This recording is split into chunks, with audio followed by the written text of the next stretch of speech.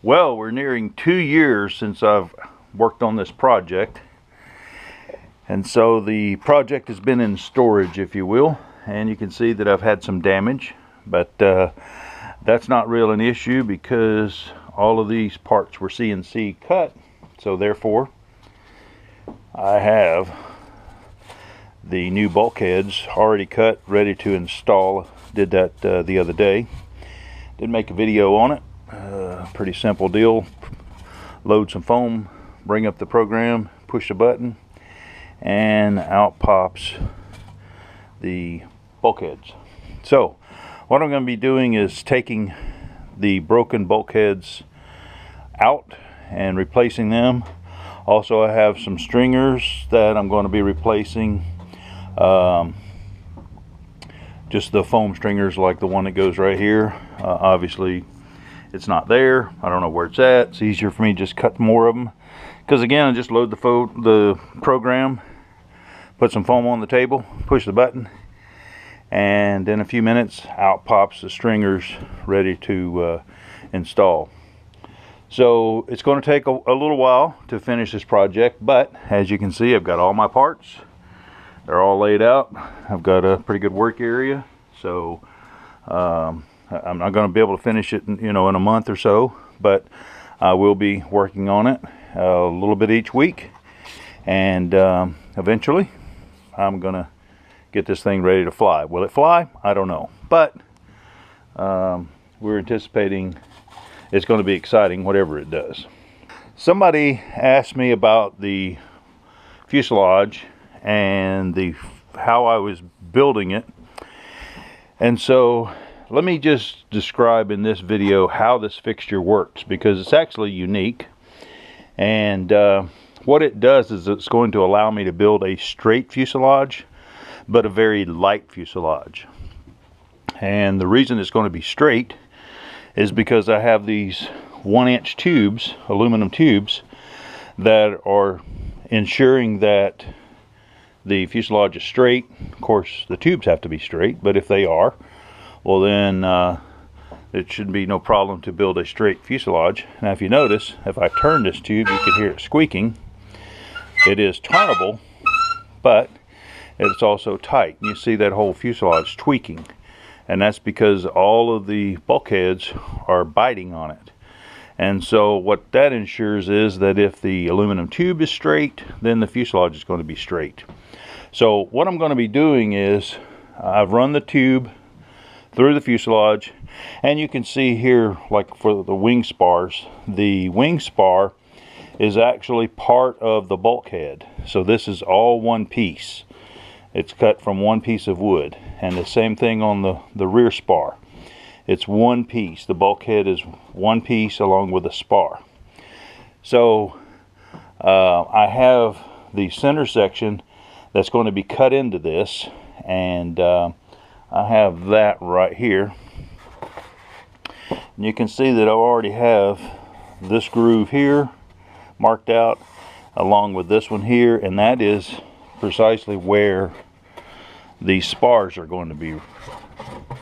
So you can see here that this is going to set in here. So basically we're going to notch that out, and this is going to go up, and it's actually going to set like that. So in a sense, I'm going to be cutting off this part and gluing it here, and then taking out the 1/4 inch, which is the width of this, and then on this side cutting this line, and then this section is going to glue in between, and then the rear section I'm going to cut on this line, and that's going to glue to this. And so essentially we're going to have the wing notched and put inside of this.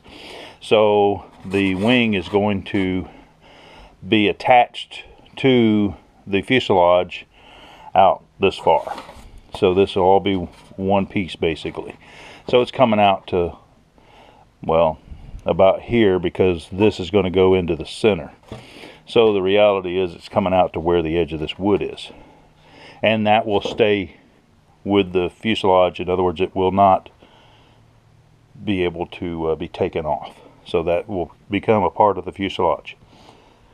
And then the wing section is going to plug in, and You may have noticed in a previous video, I don't know, a few back, where I was talking about the wings, I developed a locking mechanism. And it's like a cam lock.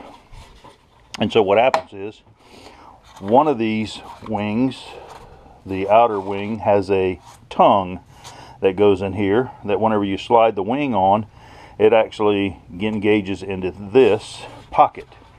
And if you look at the locking mechanism, you can see that whenever the wing mechanism is locked, and it'll self-lock, you can see the deadbolt, if you will, or the bar that actually holds the wing in place. So there's no screws going to be used to fasten this wing. It is simply that lock.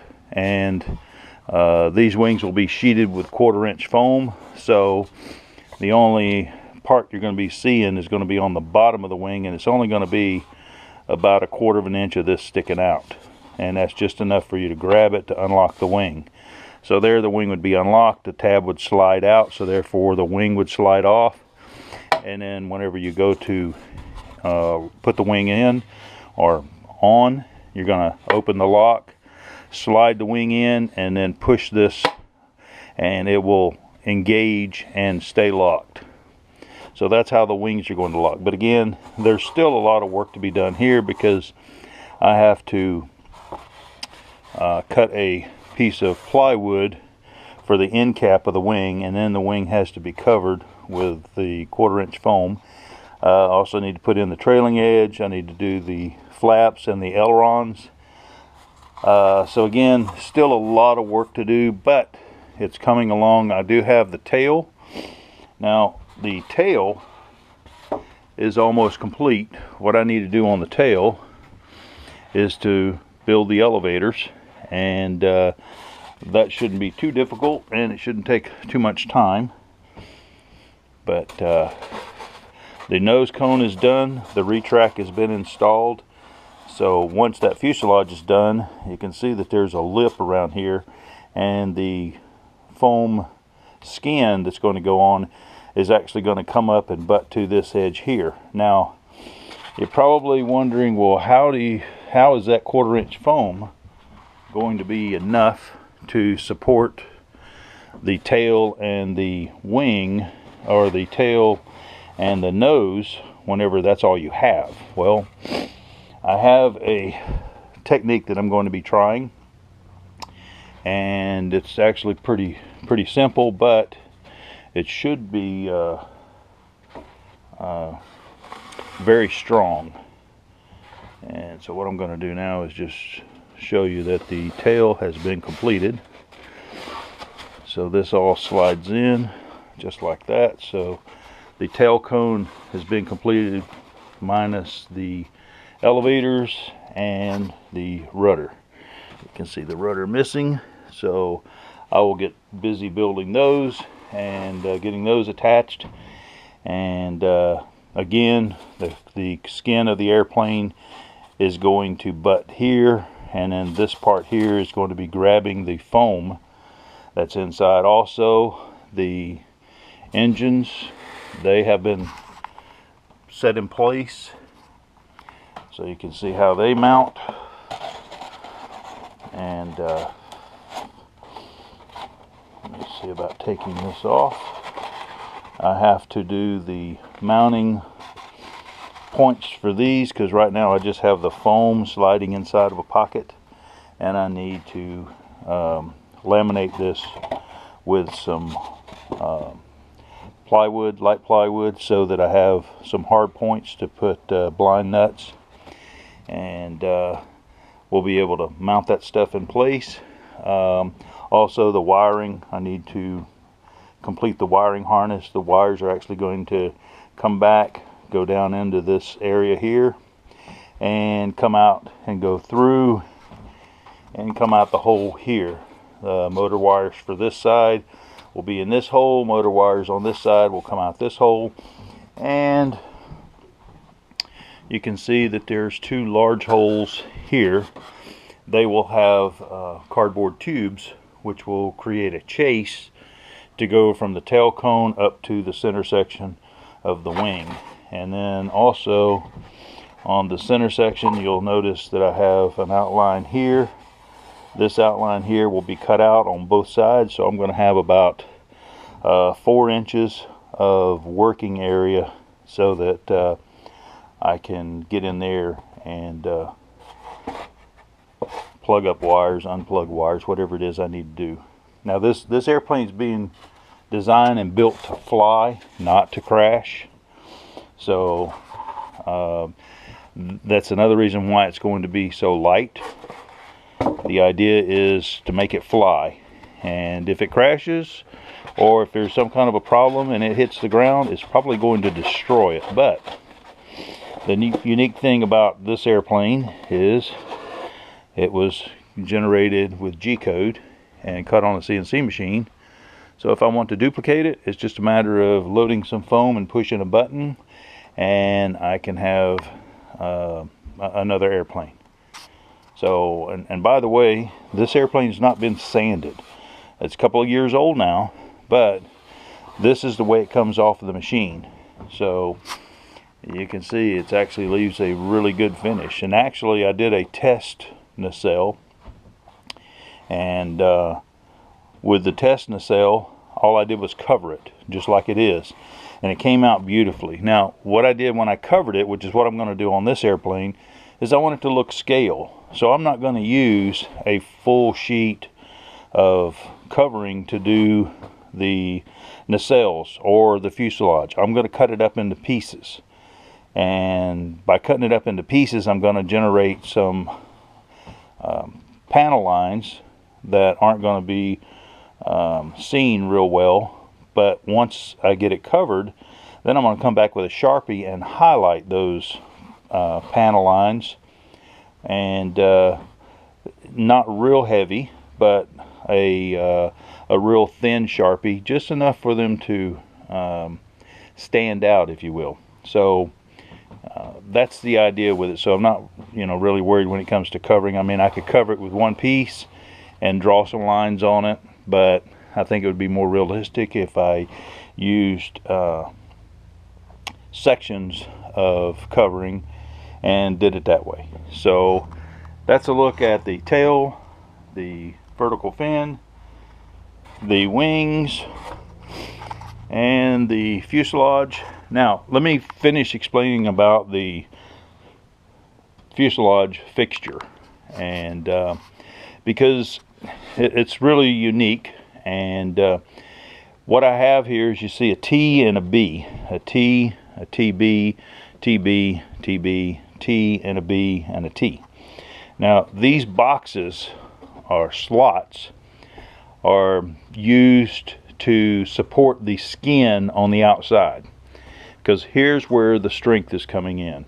And if you've watched the video up until now, you're going to get a real big secret here. It's really not a secret, but it's what I think is going to be unique about this airplane. And that is that whenever I get ready to skin this airplane, if you've noticed in the drawings, if you follow the build, there is a slight deviation where the fuselage comes over and to a point, and then it bellies out again and goes on around. And it's at this point here that I have these two pieces of hardwood. So what I'm going to do is, the top skin is going to go from the center of these two pieces of wood over to the center on the other side.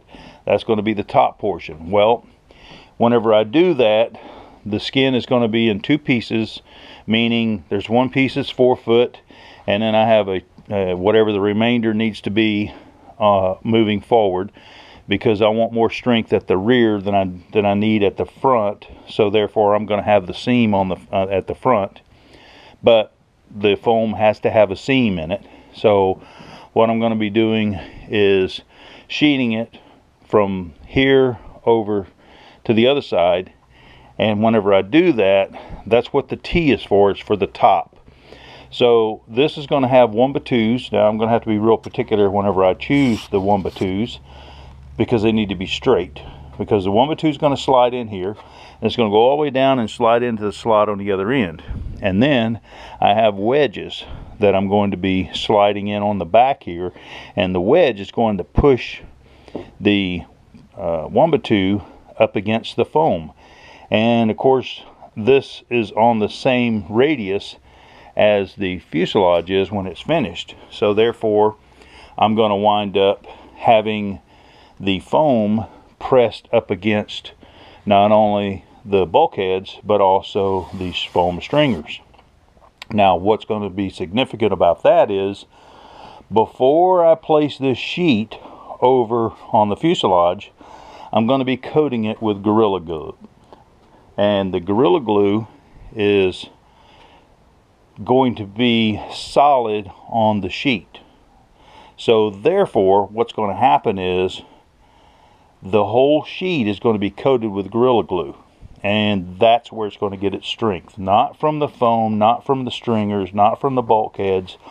All these foam, all the stringers and the bulkheads do is support the sheeting until that foam or the glue dries.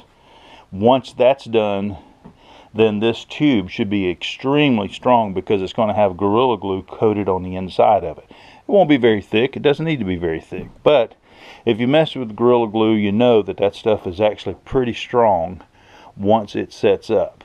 So that's the idea. That's the secret to how this fuselage is going to be strong enough to support this airplane. Because remember, these foam tube or these aluminum tubes, they will be coming out. They do not stay. After the sheeting has dried and before the wing and the tail and the nose goes on, this tube and the one below it, they're going to be coming out. So they are not part of the structure of the airplane. They are just part of the fixture to build the fuselage. Now also, you see I got some Velcro strips here, and these Velcro strips were just to hold these spars in place while I was waiting to get back on the project. But either way, that is a look at the fuselage and how it's going to be constructed. And this is the jig. And oh, and by the way, whenever I do the bottom, that was sheeting the top, which would be the T. So I will use these slots that have a T at them. And when I do the bottom, this board and the board on the other end are going to be turned upside down. And then these tubes are coming out of the T and they'll be slid into the B.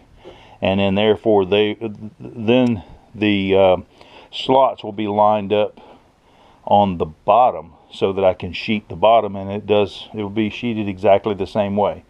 And what I'll do to hold the shape is, whenever I first do this, I'm going to put the foam in place and slide the 1x2s in place, and then not put any glue on them, just do a dry fit and let that set for a few days, because then the foam will actually start taking on the shape of the radius of the fuselage.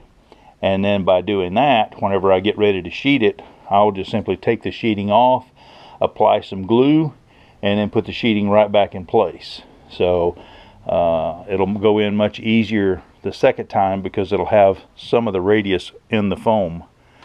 But again, that's how I plan on doing this fuselage, and hopefully it works out.